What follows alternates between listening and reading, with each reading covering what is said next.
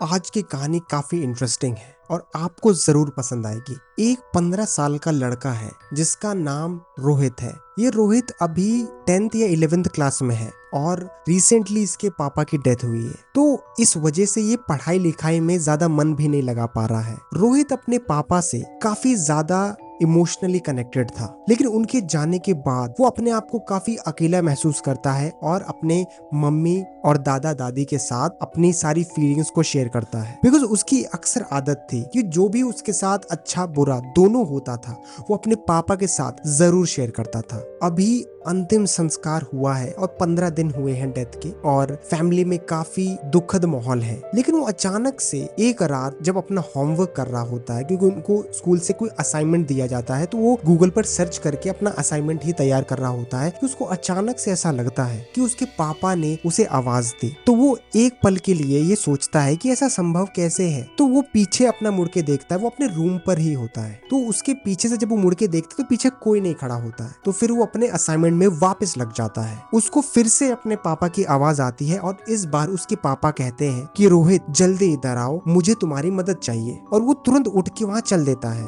बिना ये रियलाइज करे कि अभी अभी 15 दिन पहले ही तो उनकी डेथ हुई है। लेकिन जैसे वो रूम के बाहर निकलता है वो ये चीज ऑब्जर्व करता है कि ओ माय गॉड, ऐसे तो पापा ही मुझे बुलाया करते थे, ये कैसे हो रहा है। उसे फिर से ऐसा लगता है कि नहीं नहीं यार, ये ऐसे ही मतलब मुझे फील हो रहा है, एक्चुअली में ऐसा नहीं है। तो वापस अपने टेबल में जाके काम करने लगता है। लेकिन अचानक से उसे अपने पापा की आवाज आती है और इस बार वो गुस्से में चिल्लाते हैं, रोहित मैंने जब एक बार कहा तो जल्दी मेरे पास आओ। इस बार वो हल्का सा डरने लगता है बिकॉज ये तीसरी बार था और ये कोई वहम नहीं है। वो कुछ नहीं करता है, चुपचाप जाता है और अपने मम्मी के रूम में चला जाता है। मम्मी उसकी सो रही होती है तो उसके बगल में जाके लेट जाता है और जब मम्मी को वो पकड़ता है तो हल्की सी मम्मी जग जाती है और मम्मी को ये बात बताता है कि मम्मी मुझे पापा बार बार आवाज दे रहे हैं। तो उसकी मम्मी बोलती है, बेटा अगर पापा आवाज दे उनकी आवाज को इग्नोर करना और जवाब मत देना। तो वो पूछता है ऐसा क्यों? तो उसकी मम्मी बताती है, बेटा मैं इसका जवाब सुबह दूंगी और अभी सो जाओ, अगर पापा की कहीं से भी आवाज आए तो मत आवाज देना।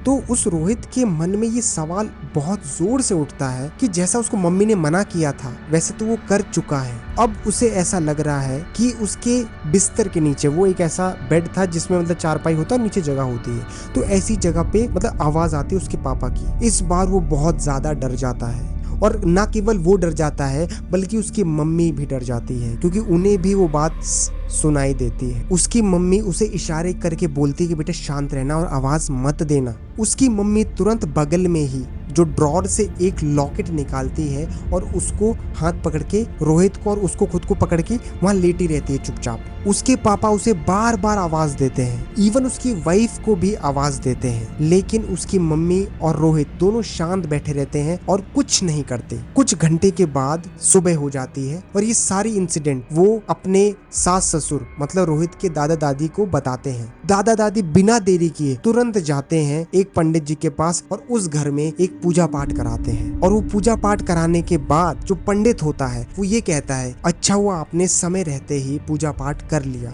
नहीं तो ये शैतानी ताकत आपके रोहित को या आपकी बहू को किसी एक को पक्का अपने साथ ले जाती। ऐसा इसीलिए है क्योंकि रोहित के पापा और कुछ नहीं, एक तांत्रिक भी थे और साथ में एक डॉक्टर भी थे। और तांत्रिक की विद्या जब वो किया करते थे तो अक्सर ये बात बोला करते थे कि मेरे जाने के बाद अगर तुम्हें कोई मेरे नाम से आवाज दे तो वो बिल्कुल भी आवाज मत देना, अदरवाइज तुम्हारी जान पे बात बन सकती है। आज रोहित एक कॉर्पोरेट जॉब में है और अपना किस्सा उन्होंने मुझे लिख कर भेजा है। और जब मैं ये किस्सा सुन रहा था, ईमेल में पढ़ रहा था, तो मुझे अंदर से ऐसे रोंगटे खड़े हो रहे थे कि मतलब ये होती हैं असली पैरानॉर्मल एक्टिविटीज जो डरावनी नहीं होती लेकिन एक्सपीरियंस उनका बहुत ज्यादा होता है। मैं रोहित जी को ऑल द बेस्ट कहना चाहूंगा कि उन्हें तब भी कुछ नहीं हुआ और मैं चाहता हूँ कि आज भी उनको कुछ ना हो। हालांकि रोहित उनका नाम नहीं है, उनका कुछ और नाम है, लेकिन मैं कॉमनली रोहित यूज कर लेता हूँ, इसलिए मैंने रोहित नाम यूज किया। अगर आपके पास भी कोई ऐसा पैरानॉर्मल एक्टिविटी आपके साथ हुई है और आप चाहते हैं कि हम अपने ऑडियंस के साथ वो शेयर करें, तो डिस्क्रिप्शन में ईमेल आईडी दी हुई है, आप उस पे अपनी डिटेल्ड में सारी इन्फॉर्मेशन दीजिए, हम उसको एक किस्से के फॉर्म में बताकर सबके साथ शेयर करेंगे। वैसे भी मैं ऐसी वीडियोस आप सबके लिए लाता रहता हूँ जिनका कोई नाम नहीं है लेकिन वो घटना हुई है। आपको कैसी लगी ये स्टोरी? मैं उम्मीद करता हूँ आपको अच्छी लगी होगी। मिलते हैं किसी और ऐसे इंटरेस्टिंग और मजेदार वीडियो में, तब तक के लिए थैंक यू और नमस्कार।